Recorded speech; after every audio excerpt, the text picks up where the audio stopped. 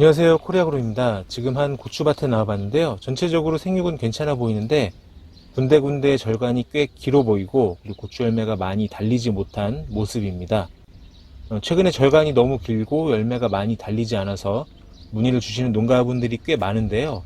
고추가 크다고 해서 수확하는데 문제가 되는 것은 아니지만 절간이 길어져서 고추키가 너무 커지면 일조량 확보에도 문제가 생기고 그리고 방제나 여러 가지 작업을 하실 때 불편하기 때문에 절간을 짧게 해주시는 것이 매우 중요합니다.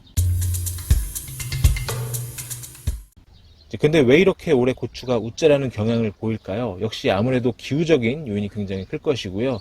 올해 일단 정식하고 나서 지금까지 잦은 비로 일조량이 부족해서 웃자라는 것도 상당히 큰 원인으로 보이고, 그리고 무엇보다 올해 정식 이후부터 낮에는 꽤 높은 온도를 보이다가도 밤에 기온이 상당히 떨어지면서 생육도 부진했지만 수정이 제대로 되지 못하면서 열매가 많이 떨어진 것도 굉장히 큰 원인이었던 것 같습니다.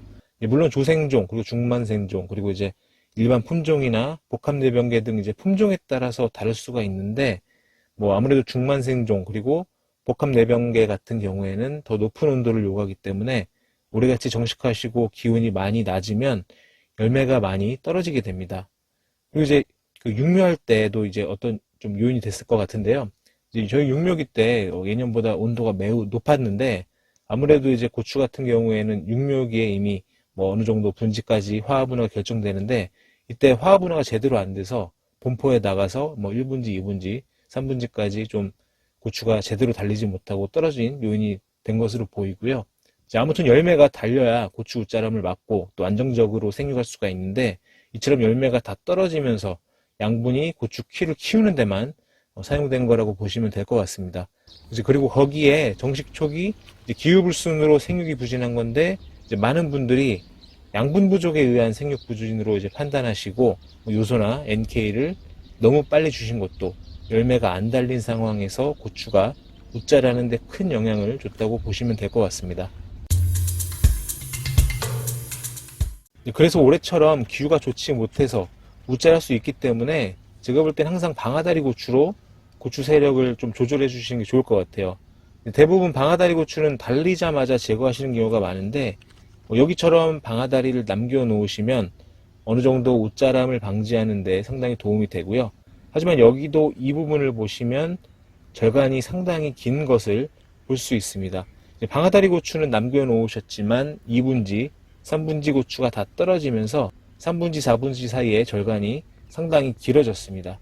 그래서 고추를 일찍 심으시면 냉해도 있지만 이처럼 열매가 떨어지면서 고추가 웃자랄 수 있는 요인이 상당히 많아집니다. 하지만 올해처럼 적기에 심으셔도 기후가 좋지 않다면 이것처럼 열매가 떨어지고 웃자랄 수가 있기 때문에, 이럴 때는 또 방아다리 밑부분의 겨순을 이용해서 초기 웃자람을 잡아주는 게 좋다라고 보여지고요. 제가 지난번에 뿌리 발달을 위해서는 겨순을 늦게 제거하라고 말씀을 드렸는데요. 뿌리가 잘 발달되어야 사이토키닌 같은 호르몬도 많이 분비되면서 위로 웃자는 것만 하지 않고 이제 옆으로 살을 찌우는데도 역할을 할 수가 있고 고추를 어느 정도 키우는데 상당히 도움이 되는 것이죠.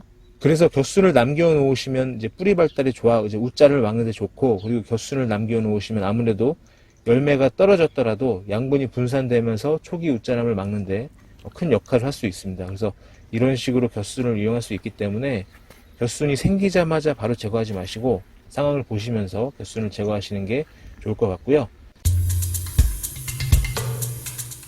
그럼 올해처럼 웃자란 상태에서 어떻게 처방하면 좋을까요?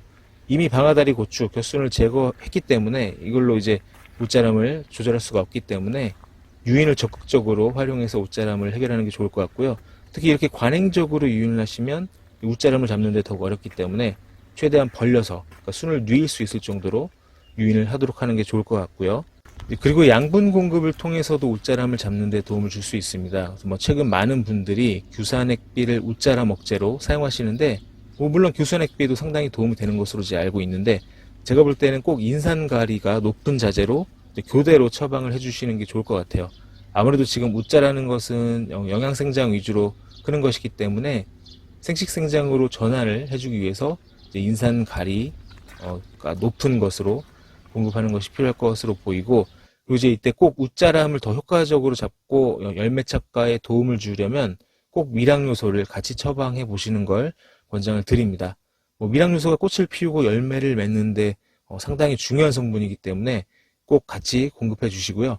밀양요소라고 해서 붕산으로 이제 붕소 정도만을 공급하기보다는 망간, 아연 이런 것들이 꽃을 개화하고 수정하는 데 상당히 중요한 성분들이기 때문에 이런 성분을 다 같이 공급할 수 있도록 해주시는 게 좋겠습니다. 그래서 저희가 추천을 드린다면 인산가리 함량이 높고 그리고 밀양요소를 한 번에 공급할 수 있는 하카포스 812를 권장을 드리고요. 다만 세력이 너무 좋아서 질소 공급을 좀 꺼려 하신다면 제일인산가리 같은 자재와 함께 콤비를 함께 관주해 보시면 되겠습니다. 물론 만약 관주를 못 하신다면 인산가리 높은 자재와 콤비를 혼용해서 인산가리하고 밀양요소를 같이 공급하시는 것을 권장을 드리겠습니다.